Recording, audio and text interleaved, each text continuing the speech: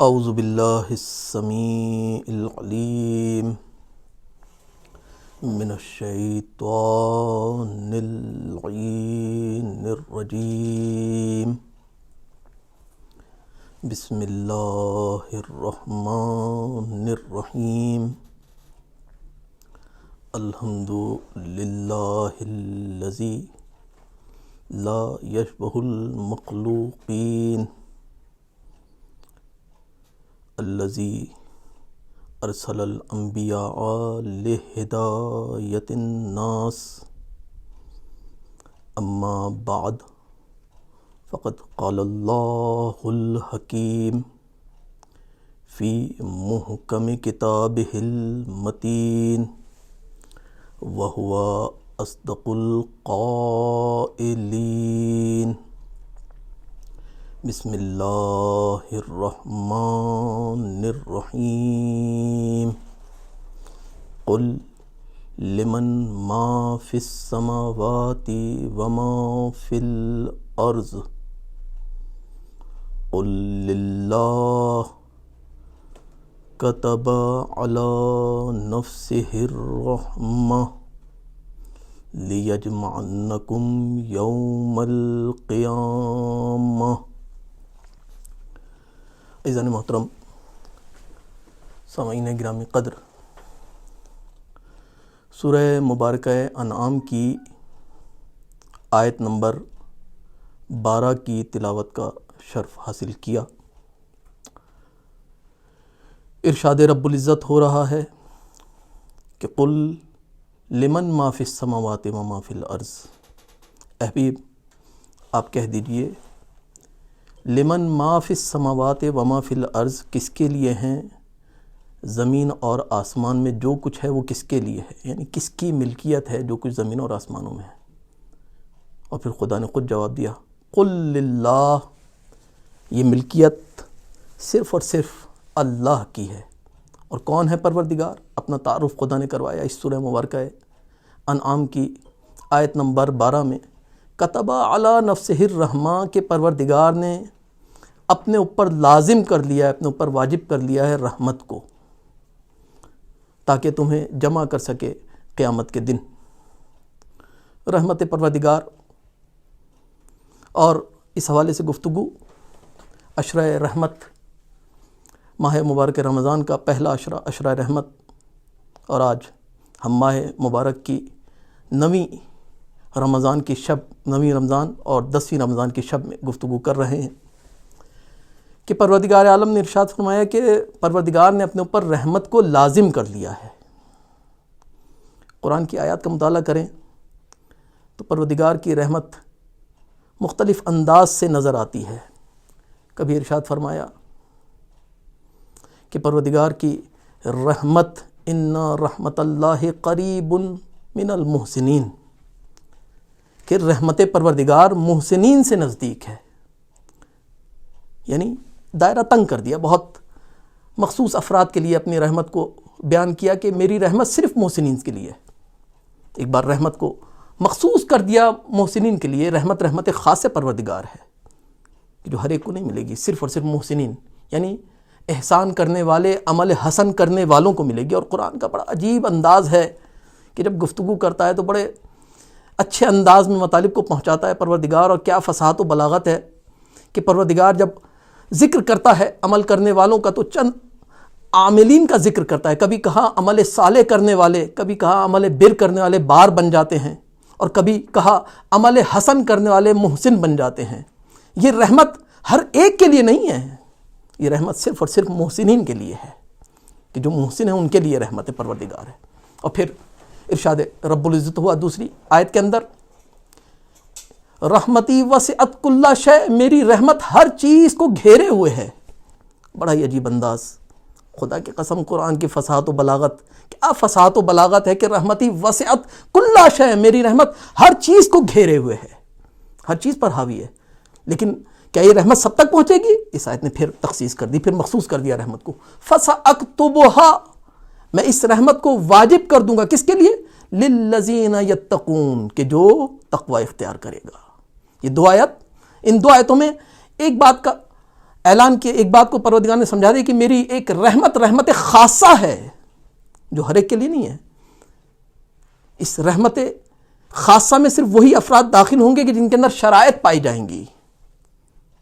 اس لیے پروردگار، ہم قرآن جب ابتدا کرتے ہیں تو بسم اللہ الرحمن الرحیم، رحمان صفت ہے، یہ رحمت بھی، یہ بھی رحمت ہے، اور رحیم کی صفت بھی رحمت کی صفت ہے، صفت رحمت ہے، یعنی پروردگار رحیم ہے یعنی رحمت والا ہے. لیکن رحیم کی صفت اور رحمت کی صفت، رحمان کی صفت میں فرق ہی یہی ہے کہ رحیم کی صفت خاص ہے مومنین کے لیے. اور ان آیات کے اندر بھی پروردگار نے خاص کر دیا. کس کے لیے کر دیا؟ کہا محسنین کے لیے ایک رحمت کہ جو صرف محسنین تک پہنچے گی، اور ایک رحمت صرف متقین کے لیے کہ جو متقین تک پہنچے گی.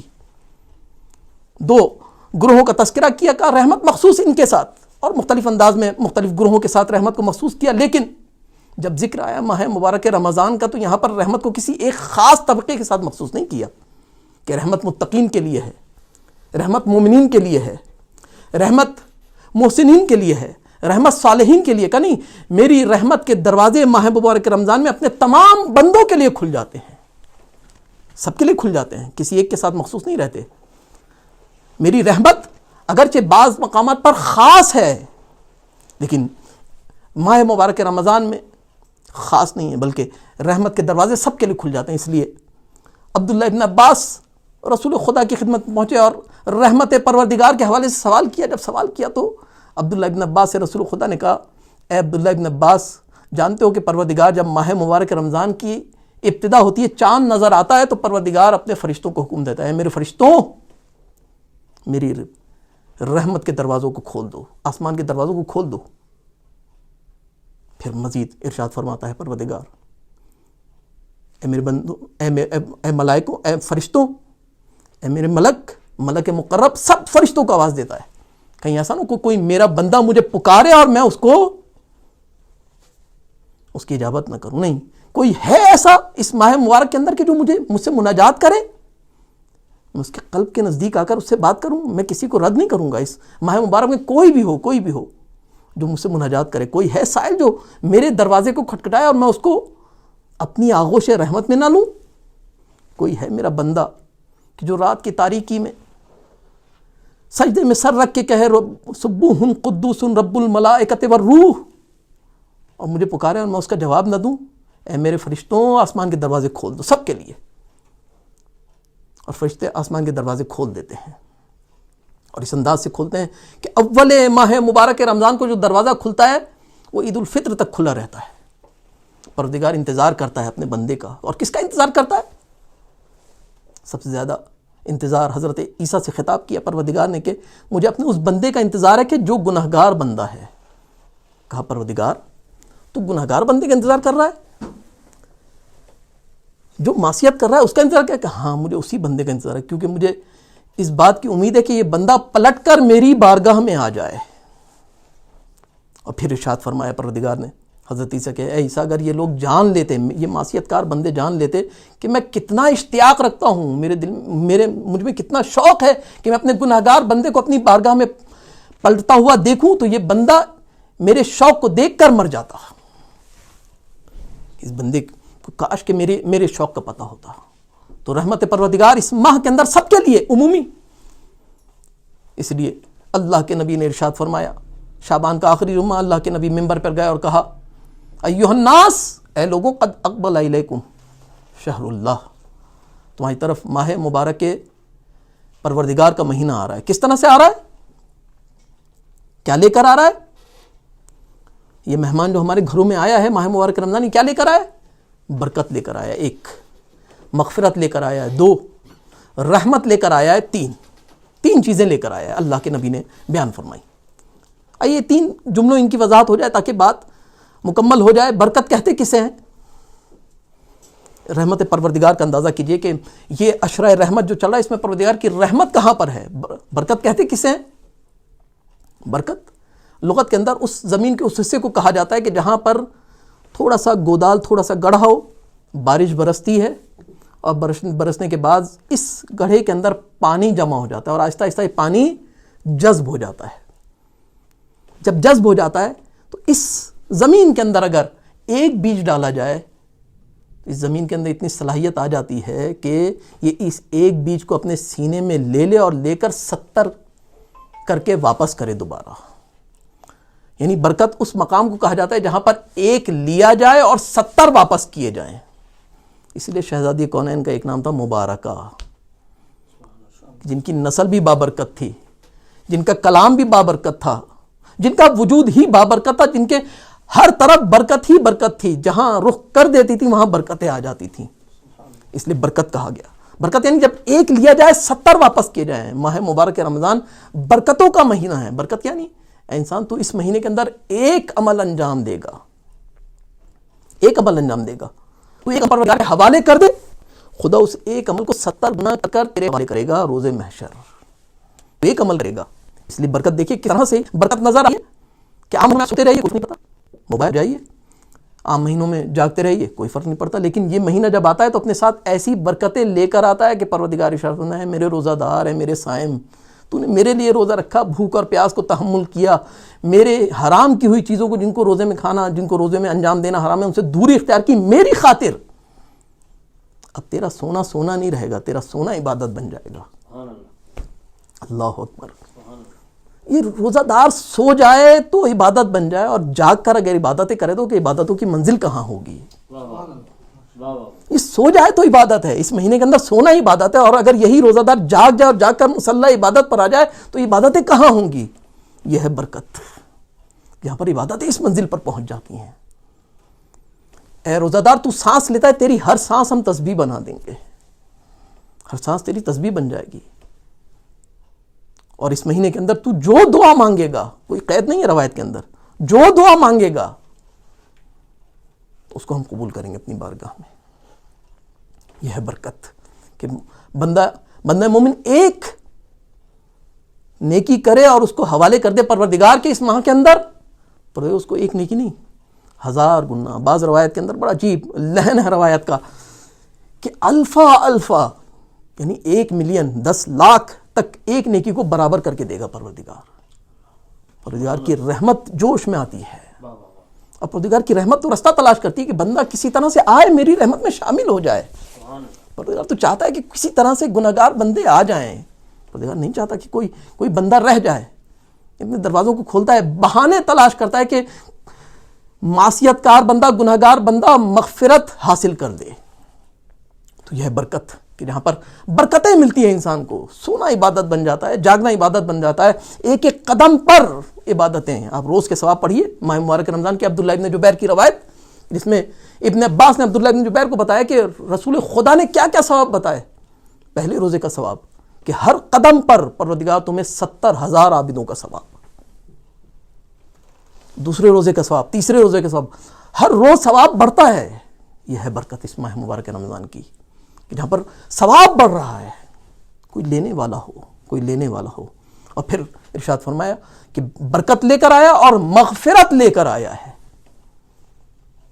ندائے پروردگار گونجتی ہے کہ میرے گناہگار بندوں آؤ، سجدے میں سر رکھ کر کہو، ایک بار صدق دل کے ساتھ کہہ دو، ایک بار صدق دل سے کہہ دو پروردگار ہم نے خطا کی، تو بخش دے، تو رحیم ہے، تو غفور ہے. یہ ماہ مغفرت ہے، اس میں ہم غفران کرنے کے لیے تیار ہیں. قرآن میں بڑا عجیب انداز ہے قرآن کا. قرآن میں لفظ مختلف الفاظ استعمال ہوئے ہیں. کبھی کہا کہ مغفرت گناہوں کی مغفرت ہوتی ہے، اور کبھی گناہوں کی تکفیر ہوتی ہے. یکفر عنہم سیئاتہم، ان کے گناہوں کی تکفیر ہو جاتی ہے. تکفیر میں اور مغفرت میں فرق کیا ہے؟ تکفیر کافارہ، کافر، یہ لغت ڈکشنری میں عربی میں جب دیکھیں گے تو کفارہ کے معنی چھپانا. اس لیے کافر کو کافر کہا جاتا ہے کیونکہ کافر حق کو چھپاتا ہے، اس لیے کافر کو کافر کہا جاتا ہے. یکفر عنہم، تکفیر ہو جائے گی گناہوں کی. یعنی کیا؟ پروردگار گناہوں کو چھپا دے گا، سیئات کو چھپا دے گا. لیکن چھپا دینا اور ہے، مغفرت اور ہے. مغفرت کسے کہتے ہیں؟ غفارہ، غین فے رے. ڈکشنری کے اندر غفارہ کے معنی ہے کسی چیز کو مٹا دینا. کوئی چیز مٹ جاتی ہے تو اسے کہا جاتا ہے غفرہ. غفرہ جب کسی چیز کو مٹا دیا جاتا ہے، لکھا ہوا مٹا دیا جائے، غفرہ بن جاتا ہے. لیکن چھپا دیا جائے تو کفارہ بن جاتا ہے. لیکن فرق کیا ہے کفارہ میں اور غفرہ میں؟ کفارہ چھپا ہوا اس وقت تک ہے چھپا ہوا جب تک چھپانے والی چیز موجود ہے، اور جہاں چھپانے والی چیز ہٹی دوبارہ ظاہر ہو جاتا ہے۔ تصور کیے میری ابا ہے، میں اس ابا کے ذریعے سے کسی چیز کو چھپا لیتا ہوں، ابا ہے تب تک چیز چھپی ہے، لیکن جیسے ہی ہوا چلے گی ابا چھپی چھپی ظاہر ہو جائے گی۔ انسان کے گناہوں کی تکفیر ہوتی ہے، یعنی کہ گناہ چھپا دیے جاتے ہیں، کس شرط کے ساتھ کہ اگر کوئی ایسا گناہ انجام نہیں دو گے کہ جو اس گناہ کو ظاہر کر دے، چھپا رہے گا، لیکن کوئی ایسا گناہ انجام دیا کہ جس کے بعد دوبارہ یہ گناہ دوبارہ ظاہر ہو سکتا ہے۔ لیکن غفران میں یہ نہیں ہوتا، غفران میں گناہ کو بالکل مٹا دیا جاتا ہے، یعنی اب دوبارہ گناہ کے پلٹ کے آنے کا امکان نہیں ہے۔ ماہ مبارک رمضان میں گناہوں کو چھپایا نہیں جاتا۔ اللہ اکبر، رحمت پروردگار کتنی وسیع ہے کہ ماہ مبارک رمضان میں گناہوں کو چھپایا نہیں جاتا کہ چھپ جائیں گناہ اور دوبارہ ظاہر ہوں گے، نہیں، جو گناہ مغفرت ہو جائیں گے، نامہ اعمال سے مٹ جائیں گے، اب دوبارہ کبھی زندگی میں پلٹ کر واپس نہیں آئیں گے یہ گناہ۔ مغفرت کا مہینہ، اور پھر کیا کہا کہ یہ مہینہ وہ ہے کہ جو رحمت کا مہینہ ہے، اس میں رحمت پروردگار انسان کو اپنی آغوش میں لینے کے لیے تیار ہے۔ اے بندہ مومن، تو ایک بار میری رحمت کی آغوش میں آ جا، پروردگار بلا بار اور رحمت کوئی ہو بندہ کہ جو میری رحمت کو حاصل کر سکے۔ اسی لیے اس ماہ مبارک رمضان میں روایت کے جملے کہ پروردگار انسان کے لیے کس طرح سے رحمت کے دروازے کھولتا ہے، رسول خدا کا ارشاد یضاعف فیہ الحسنات۔ اے مومن، تو اس ماہ مبارک رمضان میں جب اعمال کو انجام دیتا ہے تو یہ اعمال حسنات کی صورت میں، اور یہ حسنات یضاعف کئی برابر کتنی بار ملٹیپلائی کرے گا خدا جانتا ہے، ایک نیکی کو کتنی بار ملٹیپلائی کر کے تمہارے نامہ اعمال میں لکھ دیتا ہے۔ اب دیکھیں، تصور کیجئے کہ ایک گاڑی چل رہی ہے، گاڑی کو چلنے کے لیے دو چیزوں کی ضرورت ہوتی ہے، ایک فیول چاہیے، پیٹرول چاہیے، پیٹرول کے ساتھ ساتھ رستہ بھی کھلا ہوا ہو۔ اگر پیٹرول ہو اور رستہ بند ہو، گاڑی آگے نہیں چلے گی۔ گاڑی کے چلنے کے لیے ضروری ہے کہ پیٹرول بھی ہو کہ جو اس کو آگے بڑھائے، اور رستہ بھی کھلا ہوا ہو۔ انسان بھی سفر کر رہا ہے خدا کی طرف۔ ایھا الانسان انک کادح الی ربک کدحا، انسان تو تیزی سے سفر کر رہا ہے، اور یہ سفر کس انداز سے ہے؟ جا کیا رہا ہے؟ الیہ یصعد کلم الطیب والعمل الصالح یرفعہ۔ انسان تیرا یہ کلمہ طیب، تیری معرفت، تیرے عقیدے، یہ سب کچھ خدا کی طرف بلند ہو رہے ہیں، ڈے بائی ڈے، ہر لمحے، ہر ساعت یہ عقیدے خدا کی طرف بلند ہو رہے ہیں۔ والعمل الصالح یرفعہ، اور عمل صالح ان عقیدوں کو اور بلند کر رہا ہے۔ بس عمل صالح بڑھاتا ہے عقیدوں کو، ٹھیک۔ حسنات کیا کرتی ہیں کہ انسان کے سفر کو آگے بڑھاتی ہیں، لیکن دوسری طرف بعض چیزیں حائل ہو جاتی ہیں انسان کی راہ کے اندر۔ وہ کیا؟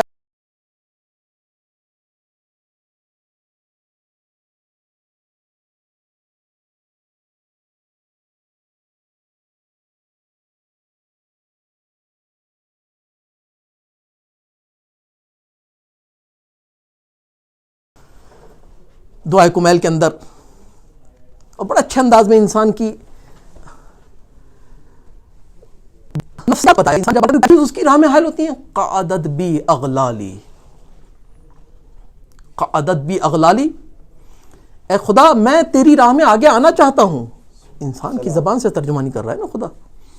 قعدت بی اغلالی، اے پروردگار میں تیری بارگاہ میں آنا چاہتا ہوں، میں آگے بڑھنا چاہتا ہوں، لیکن میرے اغلال، یہ غل و زنجیر جو گناہوں کی صورت میں ہیں، انہوں نے مجھے قعدت بی اغلالی، مجھے زمین گیر کر دیا ہے۔ زمین گیر کسے کہتے ہیں؟ کہ جو چل نہیں سکتا۔ اب تصور کیجئے کہ ایک انسان یا ایک کبوتر، آپ تصور کیجئے کہ جو اڑتا ہے، اڑنا چاہتا ہے، دو پر سالم ہو اس کے، ایک بار تو سالم نہ ہو، لیکن ایک بار پر سالم ہے، اڑنا چاہتا ہے، لیکن اس کے پیروں کو اگر زنجیر سے باندھ دیا جائے تو اب کتنے ہی پیر پر چلائے لیکن وہ پرواز نہیں کرے گا جب تک یہ زنجیریں نہیں ٹوٹیں گی۔ تو انسان کی راہ میں بھی اس کے گناہ زنجیر بن کر اس کو جکڑ دیتے ہیں۔ عمل صالح تو موجود ہے، حسنات تو موجود ہیں، لیکن یہ سیئات اس کا رستہ روک لیتی ہیں۔ پروردگار کہتا ہے میرے بندے، ماہ مبارک رمضان رحمت کا مہینہ ہے، یضاعف فیہ الحسنات، اس کے اندر ہم تیرے حسنات کو بڑھا دیں گے، حسنات کو ڈبل کر دیں گے، اور یمحو فیہ السیئات، تیری راہ سے رکاوٹوں کو بھی ہم ہٹائیں گے، کیونکہ ہم رحیم ہیں۔ یہ اشرا رحمت ہے۔ تو ایک بار سر جھکا کے کہتے ہیں پروردگار میں نے خطا کی، جب تو یہ کہے گا تو اب تیرے راہ سے رکاوٹوں کو ہم خود دور کریں گے، تیری ساری سیئات، تیرے ساری رکاوٹیں جو تیری اور میرے درمیان حائل ہیں، ان سب کو ہم دور کر دیں گے. یمحو فی السیئات، اس کے اندر پروردگار سیئات کو محو کر دے گا. اور یہ رحمت جس کو درک کرنا ہے، اور جو رحمت کو درک کر لیتا ہے، اس ماہ میں وہ حقیقی عابد بھی بن جاتا ہے، وہ حقیقی عبادت گزار بھی بن جاتا ہے. عبادت کی اقسام ہیں عزیزان محترم. مولا کائنات علی ابن ابی طالب نے بڑے اچھے انداز میں بیان کیا، اور میں اکثر بیان کرتا ہوں اپنی مجالس کے اندر کہ خدا کی عبادت دو طرح سے کی جاتی ہے. ایک بار خدا کے علم کے ساتھ عبادت کی جاتی ہے، ایک بار خدا کو پا کر عبادت کی جاتی ہے. ایک بار خدا کو پا کر عبادت کی جاتی ہے. علم پروردگار اور ہے اور پا لینا اور ہے. علم کیا ہے بھائی؟ آسان سی مثال ہے. ایک پھل ہے پاکستان میں بالفرض، اور اس کا نام سیب ہے. ہم یہاں پر آپ لوگوں کو نہیں پتا، میں نے دیکھا ہوا ہے سیب. میں آ کے آپ کو سیب کا ایک صورت بتانا شروع کرتا ہوں کہ سیب گول ہوتا ہے، اس کا رنگ لال ہوتا ہے، یہ وزن ہوتا ہے، یہ ذائقہ ہوتا ہے. یہ کیا کیا میں نے سیب کو دیکھا ہے، میں نے آپ تک علم پہنچا دیا. حقیقت سیب آپ کو نہیں پتا، میں نے علم سیب آپ تک ٹرانسفر کر دیا. آپ کے پاس نالج آ گئی، آپ کا علم آ گیا، سیب کا علم آپ کے دماغ میں آ گیا، لیکن اصلی سیب آپ کو نہیں پتا. ایک بار میں گیا پاکستان اور جا کر سیب لے کر آ گیا اور لا کر آپ کے ہاتھ میں رکھ دیا. ایک بار سیب کا علم ہے اور ایک بار سیب کو پا لینا ہے. علم اور ہے اور پا لینا اور ہے. ہم خدا کی عبادت کرتے ہیں علم کے ساتھ. خدا کے وجود پر برہان نظم قائم کرنا. برہان نظم کیا ہے؟ دنیا کو دیکھا، دنیا کے ذریعے سے خدا تک پہنچے، یہ خدا کا علم ہے. برہان حرکت کے ذریعے سے خدا کے وجود پر دلیل قائم کرنا، یہ خدا کے وجود کا علم ہے. لیکن علم اور ہے، پا لینا اور ہے.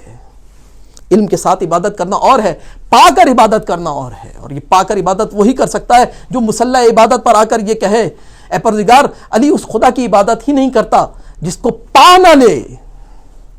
وجدتک اہلا للعبادہ، اے پروردگار میں نے تجھے پایا ہے اس قابل کہ میں تیری عبادت کر رہا ہوں.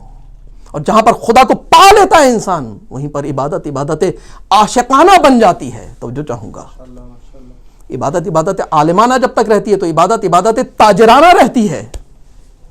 جہاں خدا کو پا لیتا ہے انسان، وہیں پر عبادت عاشقانہ بن جاتی ہے. عبادت عالمانہ اور ہے، عبادت عاشقانہ اور ہے، عبادت تاجرانہ اور ہے. فرق کیا ہے عبادت تاجرانہ اور عبادت عاشقانہ میں؟ تاجر عبادت کرتا ہے کچھ لینے کے لیے، پروردگار سجا جنت دے دے، پروردگار یہ روزہ جہنم سے نجات دے دے، پروردگار یہ عمل یہ دے دے، پروردگار یہ عمل یہ دے دے. پر تاجر لیتا رہتا ہے، سجدوں کو اپنے تولتا رہتا ہے. پروردگار یہ بھی دے دے، پروردگار یہ بھی دے دے، پروردگار یہ بھی دے دے. مکتب تجارت میں لیا جاتا ہے، لیکن مکتب عشق میں لیا نہیں جاتا بلکہ دیا جاتا ہے. مکتب عشق میں دیا جاتا ہے، لیا نہیں جاتا. اب سمجھ میں آئے گا. سرکار سید الشہداء عصر عاشور جیسے گزر رہا، امام کے چہرے پر رونق آ رہی تھی، تغیر آ رہا تھا، مثبت تغیر آ رہا تھا، 14ویں کے چاند کی طرح سے چمکتا چلا جا رہا تھا. سرکار سید الشہداء علی اکبر دے دیا، آپ مسکرا رہے ہیں. اصغر دے دیا، مسکرا رہے ہیں. عباس دے دیا، مسکرا رہے ہیں. کہا میں عاشق ہوں، میں دینے کے لیے آیا ہوں. میں عاشق ہوں، میں دینے کے لیے آیا. پروردگار تیری بارگاہ میں عباس دے رہا ہوں، قبول ہے کہ نہیں؟ اور وہاں سے قبولیت کی سند ملتی ہے. حسین کے چہرے پہ مسکراہٹ آتی ہے. پروردگار میں عاشق ہوں، دینے کے لیے آیا ہوں، اکبر دے رہا ہوں، قبول ہے کہ نہیں؟ پروردگار میں عاشق ہوں، میں اصغر دینے کے لیے آیا ہوں، اصغر دے رہا ہوں تیری بارگاہ میں، تجھے قبول ہے کہ نہیں؟ اور جیسے ہی وہاں سے قبولیت کی سند ملی، حسین کے چہرے پہ مسکراہٹ آ گئی. مکتب عشق میں دیا جاتا ہے، تاجر لے کر خوش ہوتا ہے اور عاشق دے کر خوش ہوتا ہے. اور ماہ مبارک رمضان انسان کو عاشق بنانے کے لیے، یہ اشرۂ رحمت ہے اسی لیے کہ انسان عاشق بن جائے. انسان عاشق بن جائے. جب عاشق بن جائے گا تو رحمتوں کو درک کرے گا، رحمتوں کو پائے گا، رحمتوں کو محسوس کرے گا. رحمت کو سن لینا اور ہے، رحمت کو محسوس کرنا اور ہے. بھائی اے سی چل رہا ہو، میں کہوں اے سی چل رہا ہے، کوئی فرق نہیں پڑے گا، لیکن اے سی کی ہوا ٹھنڈی جب تک لگے گی نہیں تب تک اے سی کا احساس نہیں ہوگا. تو عاشق بن کر اس رحمت کے مہینے کو در کرنا ہے. پروردگار عاشق بنے تو کیسے؟ کہ رحمت میں داخل ہونا ہے تو دروازہ رحمت سے آؤ. جب تک دروازہ رحمت پہ آؤ گے نہیں تب تک عاشق بن نہیں سکتے. کہا پروردگار یہ دروازہ رحمت ہے کیا؟ رسول خدا نے ارشاد فرمایا یا علی انتا باب الرحمہ، اے علی آپ رحمت کے دروازے ہیں، آپ رحمت کے دروازے ہیں. یا رسول اللہ علی رحمت کے دروازے ہیں، پھر آپ؟ کہا نہیں سنیا نا مدینۃ العلم علی بابھا، میں رحمت کا شہر ہوں، میں عالمین کے لیے رحمت ہوں، لیکن میری رحمت کو جس کو پانا ہے وہ علی کے ذریعے سے آئے، اور جو مجھ تک آ جائے گا وہ خدا تک پہنچ جائے گا، وہ رحمت خدا میں داخل ہو جائے گا. کہ میں ہوں وہ مرکز جس کے صدقے میں پروردگار نے کائنات کو خلق کیا، جس کو خلق کرنے کے بعد پروردگار نے فخر کیا. اور یہ رسول، بس میں نے بات مختصر کی، آج 10 ماہ مبارک رمضان رسول پر خدا فخر کرتا ہے، اور رسول خدا حضرت خدیجہ پر فخر کرتے ہیں. روایت کے جملے بڑے عجیب ہیں. حضرت خدیجہ کی شان، کیا شان ہے خدیجہ کی، کہ رسول بارہا یہ کہتے تھے خدیجہ عینا مثل خدیجہ، خدیجہ اور خدیجہ کی مثل کون ہو سکتا ہے. کہ خدیجہ نے اس وقت میری تصدیق کی جب سب میری تکذیب کر رہے تھے، کوئی نہیں تھا مجھے سچ کہنے والا، سچا کہنے والا، میری تصدیق کرنے والا. خدیجہ نے اس وقت میری تصدیق کی جب سب میری تکذیب کر رہے تھے، اور خدیجہ نے اس وقت میری مدد کی اپنے مال سے جب میرے پاس کچھ نہیں تھا. کتنا بابرکت ہے مال خدیجہ، اور کتنی بابرکت ہے نسل خدیجہ.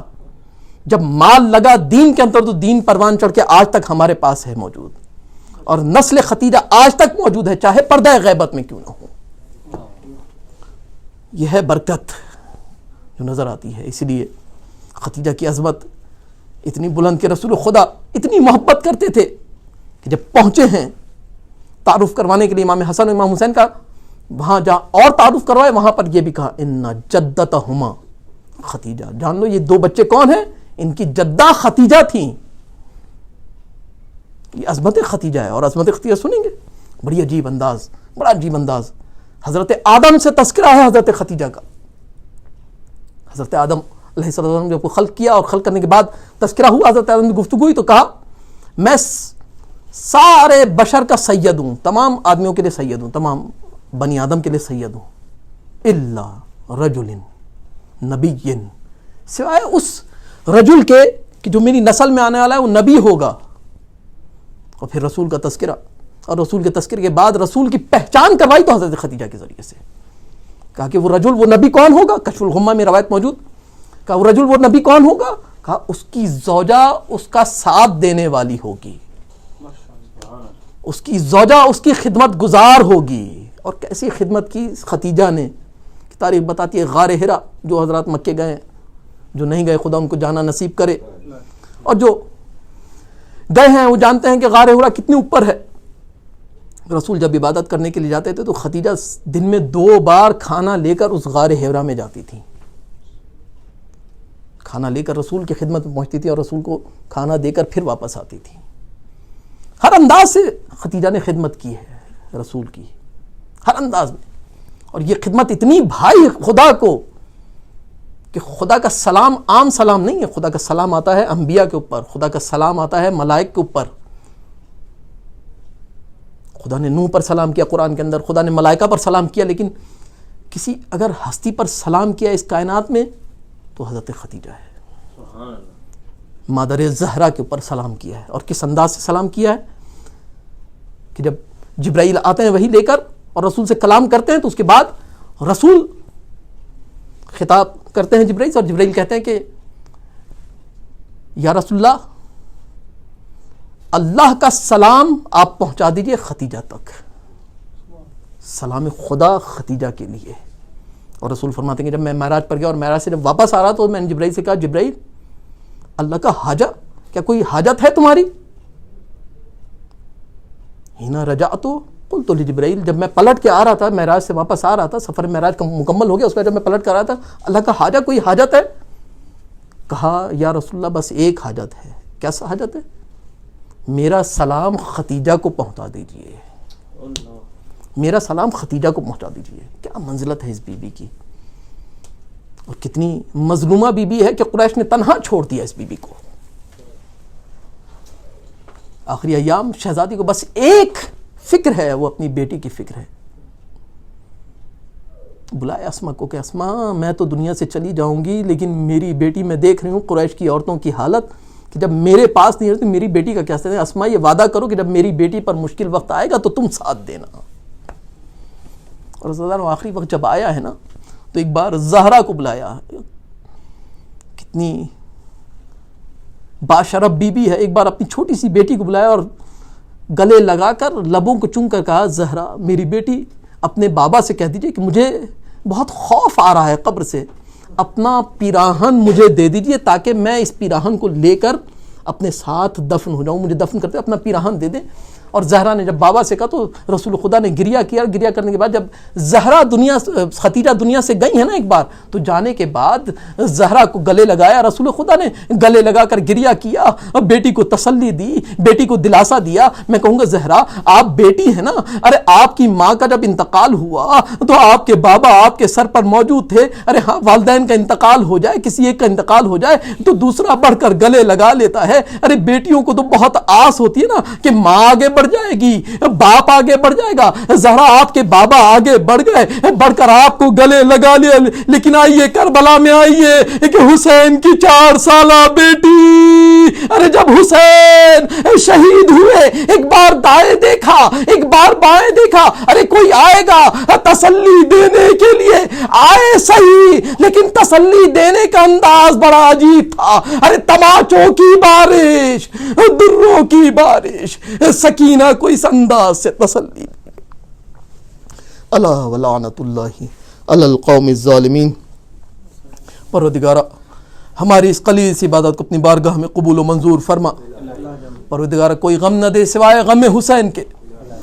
پروردگارہ پریشان حال ہیں ان کی پریشانیوں کو دور فرما. پروردگارہ صدقے میں بیمار کربلا کے سبطین علی, شازیہ بی بی, عذرا بی بی, یاسمین علی, کشور بی بی, آفتاب علی, غلام عباس اور تمام مومنین جو مریض ہیں, اور خصوصاً اس بیماری کے جو اس وقت پھیلی ہوئی ہے پوری دنیا میں, پروردگارہ اس سے سب کو نجات دے اور تمام مریضوں کو شفائے کاملہ عاجلہ نصیب فرما. پروردگارہ جو بھی رزق حلال چاہتا ہے پروردگارہ اس کے لیے رزق حلال کے دروازے کھول دے. پروردگارہ جو بچے امتحان دے رہے ہیں, امتحان دینے والے ہیں, پروردگارہ جس طرح کے امتحان ہے, دنیاوی امتحان چاہے اخروی امتحان, تمام مومنین کو ہر طرح کے امتحان میں کامیابی نصیب فرما. پروردگارہ جو بے اولاد ہیں ان کو صدقے میں علی اصغر کے, پروردگارہ حسین کے اس 6 ماہ کے باب الحوائج کے صدقے میں اولاد صالح و نرینہ عطا فرما. پروردگارہ ظلم و جور بہت بڑھ چکا, اپنی آخری حجت امام زمانہ کے ظہور میں تعجیل فرما, ہمیں ان کے اصحاب میں شمار فرما. ربنا تقبل منا انک انت السمیع العلیم برحمتک یا ارحم الراحمین. ایک مرتبہ سورہ الحمد اور 3 مرتبہ سورہ اخلاص پڑھ کے محمد لطیف, عنایت بی بی, شہناز بی بی, میر دین, رسولان بی بی, حاکم بی بی, نبی بخش, کرشیر بی بی, یعقوب علی, لطیف علی, نذیرہ بی بی, منظور حسین, محمد فرز الدین, بشیرہ بی بی, ارشاد بی بی, شریفہ بی بی, منصف علی, صادق علی, سیما بی بی, محمد علی, وارث علی اور پسر پروین اختر کی روح کو بخش دیجیے, اور تمام مومنین جو اس دنیا سے جا چکے ہیں, تمام مراجعین عظام, سب کی ارواح کو بخش دیجیے. بسم اللہ الرحمن الرحیم, الحمدللہ رب العالمین, الرحمن الرحیم, مالک یوم الدین, ایاک نعبد و ایاک نستعین, اہدنا الصراط المستقیم, صراط الذین انعمت علیہم